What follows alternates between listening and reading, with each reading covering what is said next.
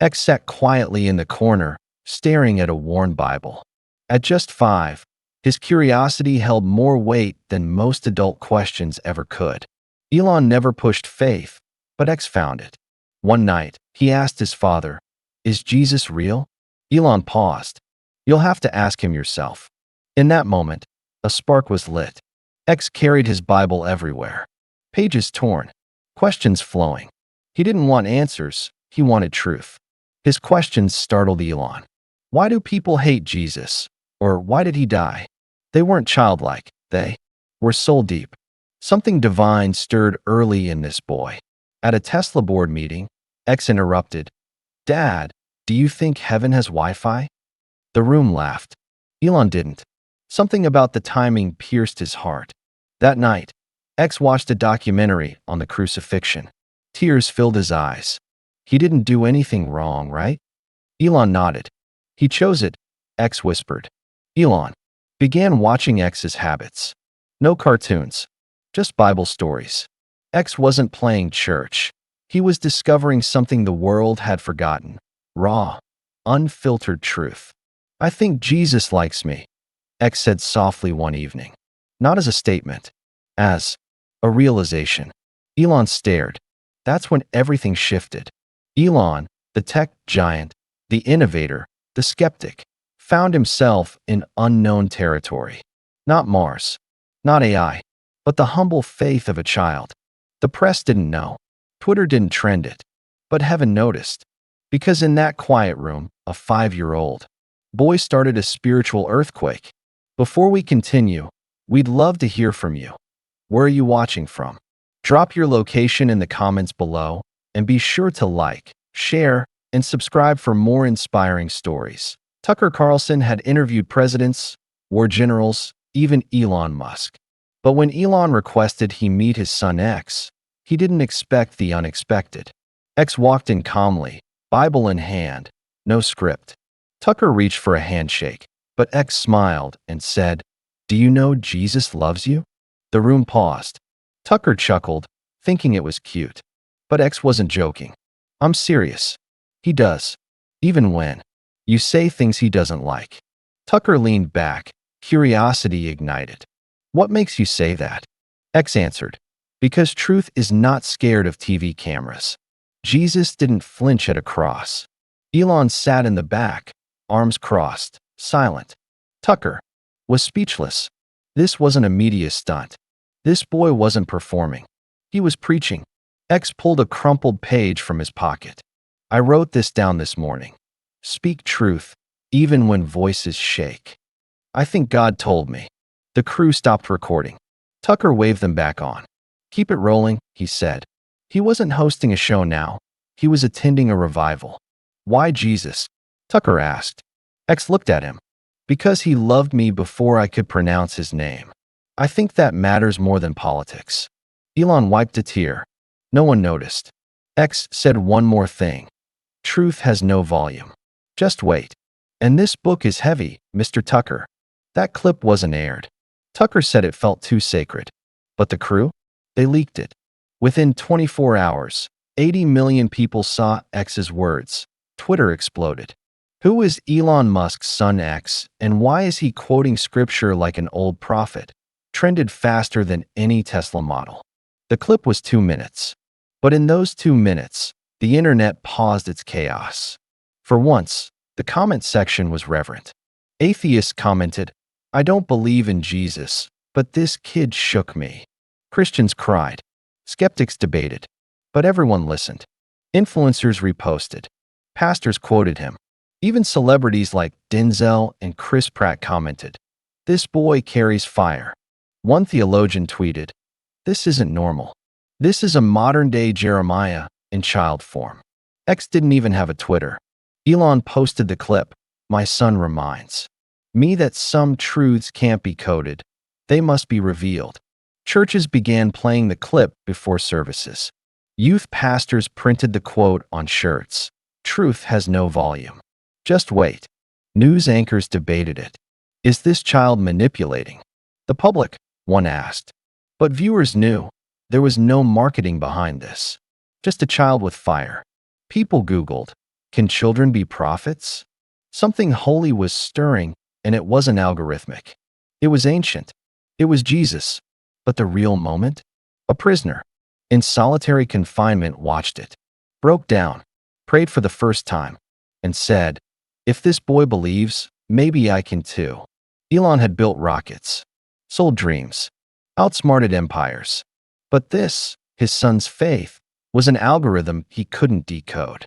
He sat in his study, staring at the Bible, not mocking, just wondering, could the creator of the cosmos really care about my boy? X asked him, "Dad, why don't you pray with me?" Elon responded, "Because I don't know how." X replied, "That's okay. Just start with hi." The words haunted him. Elon couldn't shake it. Every time he coded, he heard, "Just start with hi." One night, during a launch delay, he looked at the stars and whispered, "Hi." No lightning, no thunder, just peace. Peace wasn't normal for Elon. But that night, it stayed. The same stillness he saw in his son now sat in him. He started reading X's Bible. Quietly, secretly. The words felt like old data, finally decrypted. Grimes noticed. "You're different," she said. Elon smiled. "Maybe X is teaching me what I never wanted to learn." For a man who built rockets to escape Earth, he was now being grounded by faith. Not a conversion story, yet, but a crack. A divine crack in the armor of one of Earth's greatest minds. All because of a child. The night it all fell apart, Elonx didn't cry. He waited. Rain lashed his skin, but his heart felt dry, cracked, like a forgotten prayer. He had trusted the streets once. Now they mocked him.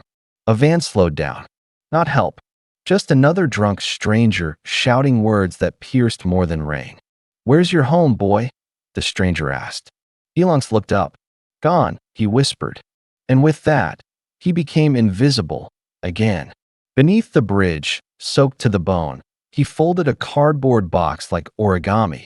His bed, his boundary, his fragile fortress from the world. People passed. No one stopped. But he watched them, memorized how they walked like nothing had touched them. Like pain wasn't stitched into their skin.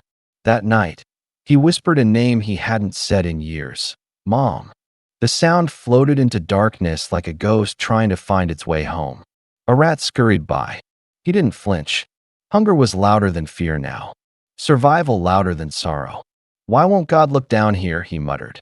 But something whispered. Back. Not with words, but with a shiver. The kind that says, "Keep going." He dreamed of light. Not the kind from street lamps, but morning light. Warm light, the kind that promised beginnings. He woke up still in the dark, but the seed had cracked, not from comfort, but pain. And from that crack, something dared to grow, resistance that it took 3 days for Elonx to speak again. Hunger does that. It doesn't ask if you're ready. It demands surrender or search. He followed the scent before he saw it. A church kitchen. Soup. The line long. The silence longer. The woman at the counter looked at him twice. Not because he was dirty, but because he looked empty. The kind of empty you don't recover from. "What's your name?" she asked. "Elonx." He mumbled, uncertain if that name still belonged to him. She smiled. Real smile. Not the fake kind. She handed him soup. And something else, eye contact. The first in weeks. That soup tasted like forgiveness. Like memory. Like something lost was trying to find its way back through each swallow. Others stared, but he didn't care. He had found warmth. Not just in the bowl, but in the moment. He offered his thanks, not with words, but by returning the empty bowl, carefully, as if it was sacred. She slipped a note into his hoodie. "God isn't done with you." 5 words. He read them 100 times that night. And for the first time in forever, he believed maybe she was right. Elonx found it in the trash, an old notebook, half-burned. But it had blank pages. To him, that meant opportunity. Or maybe oxygen. He started drawing. Rockets, stars, equations he remembered from some faded classroom memory. The pencil shook, but the lines were steady. "You think you're smart?" A man sneered behind him. Elonx didn't look up.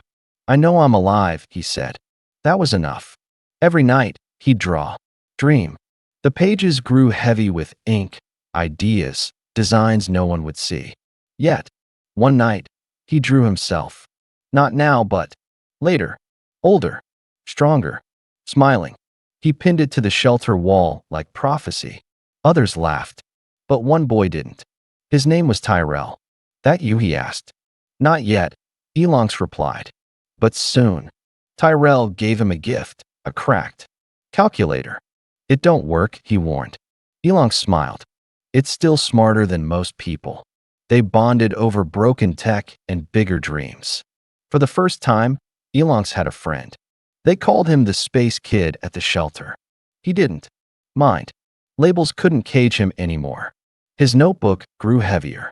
But so did his hope. Tyrell dared him to go. Library's free, he said. Ain't no shame in being hungry for knowledge. Elonx stepped inside. It smelled like time, like answers waiting to be asked. A librarian stared, then softened. Lost? She asked. Found, he whispered. He devoured books, physics, space, biographies. Hawking, Tesla, even the Quran. Anything that made his mind spark. Pages became mentors. Sentences became steps. Each chapter felt like armor. Tyrell couldn't read much, but he listened. Every night, Elonx would read aloud. One day we'll fly, he'd say. Real high. The librarian slipped him a card. Keep coming back, she smiled. You don't belong on the streets. He wrote notes in margins, underlined dreams, circled futures. Books became his blueprint for becoming. One quote hit hardest. Stars can't shine without darkness. He wrote it on the shelter wall. He wasn't afraid of the dark anymore. That IT started with a fight over bread. But it was never about the bread. It was about pride, pain, pressure. Elonx and Tyrell shouted. Words sharper than fists. You think you're better than us? Tyrell spat. No, Elonx replied. I think I have to be. That night, they didn't speak. Silence thicker than hunger. He hated himself for it. At dawn, Tyrell was gone. Left only the calculator. No note. No goodbye. Elonx searched. Nowhere.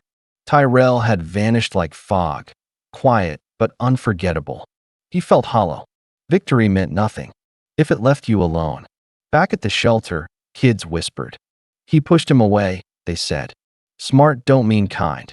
Elonx didn't argue. Just kept drawing. But his lines wobbled. His rocket had a crack now. He vowed. If he ever made it out, he'd find Tyrell. And apologize. Properly. The community center offered 1 computer per hour. Elonx needed just 30 minutes to change everything.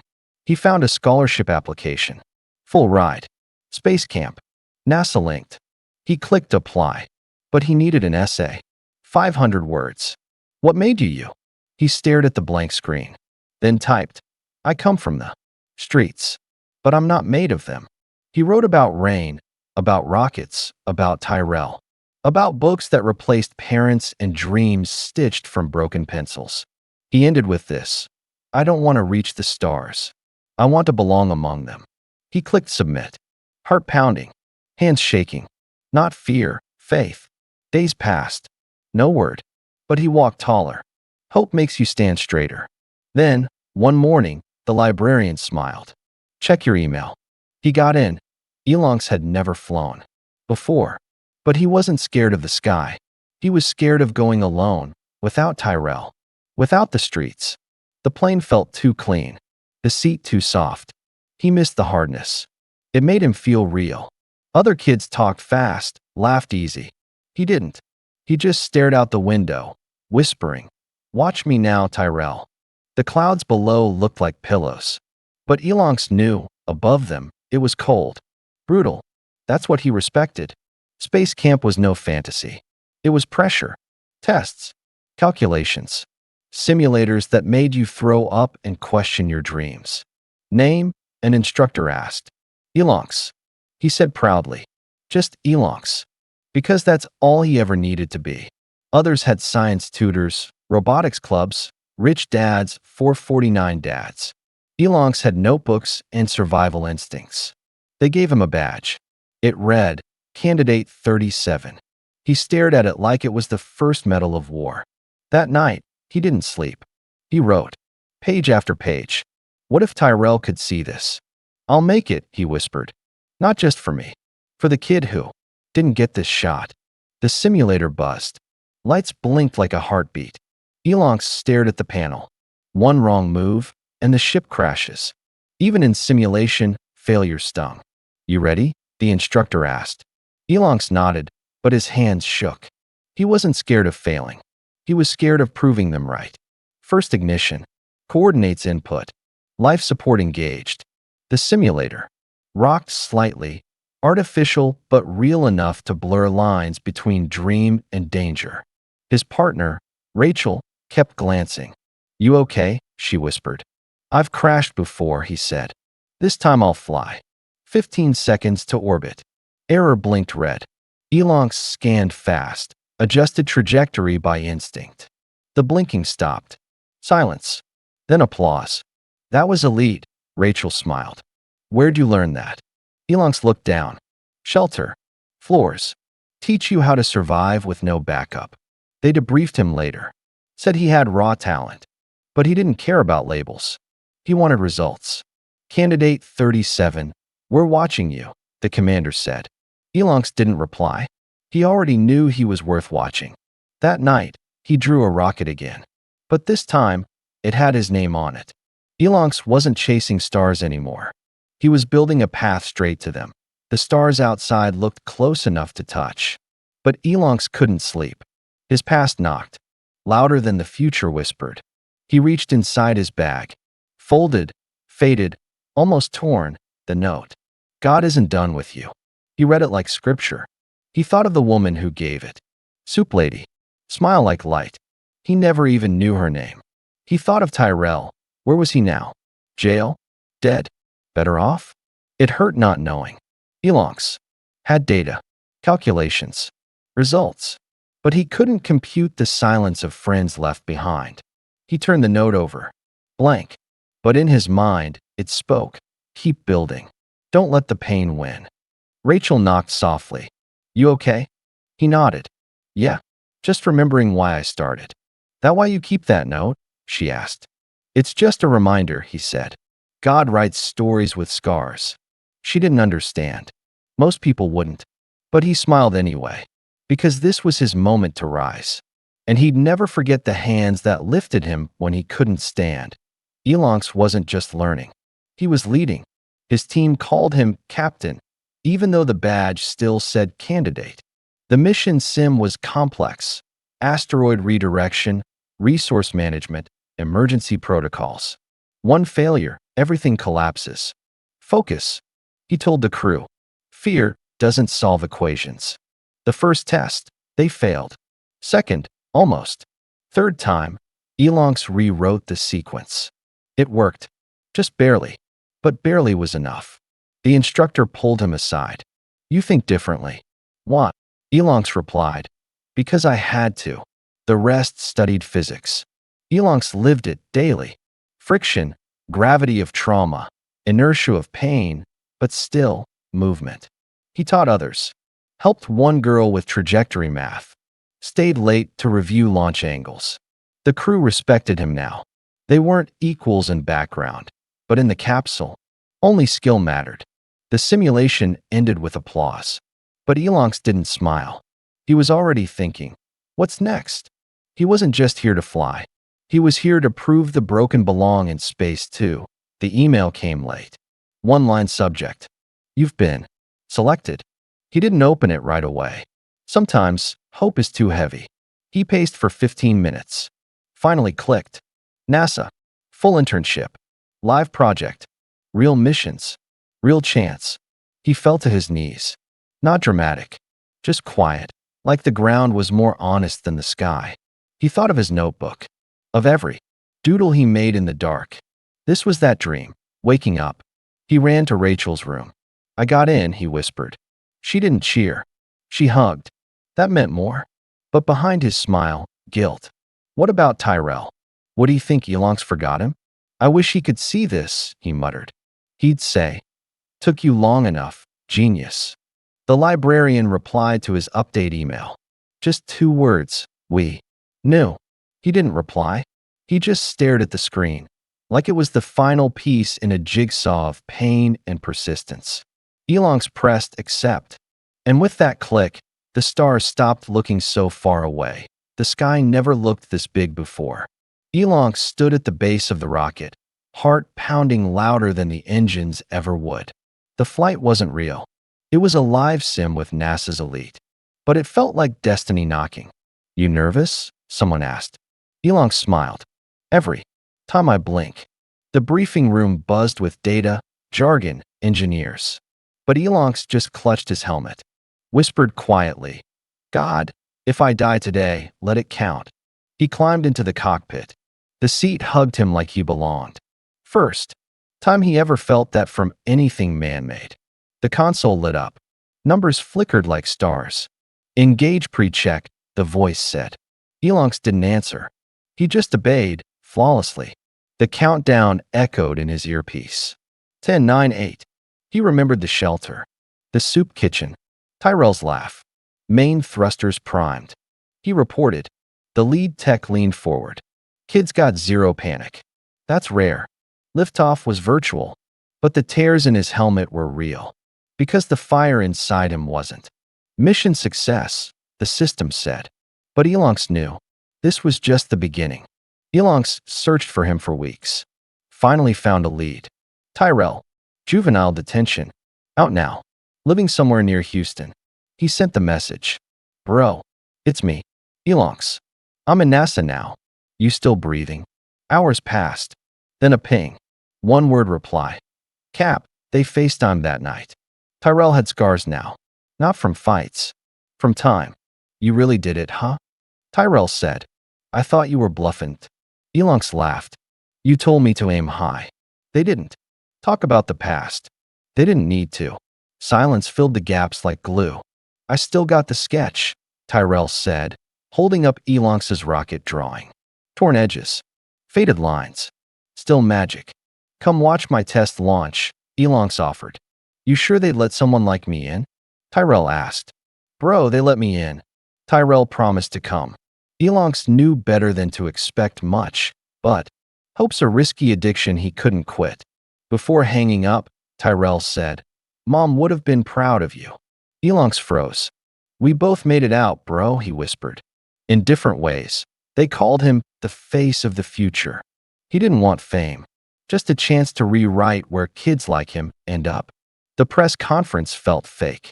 Suits, speeches, slogans. Elon stood still, didn't smile, just waited for his cue to speak. You're inspirational, a journalist said. Elon replied, Nah, I'm statistical disruption. He stepped up to the mic, cleared his throat. When I was 9, I thought. Space was just the roof over my shelter. Cameras flashed. People leaned in. Elon continued. But turns out, sometimes the roof ain't the ceiling. He showed his old notebook. The crowd gasped. Not at the sketches, at the pain between pages.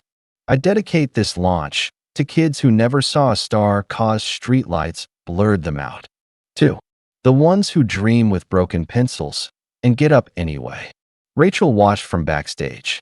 She wasn't crying, but her hands clenched, because she knew exactly how far he came.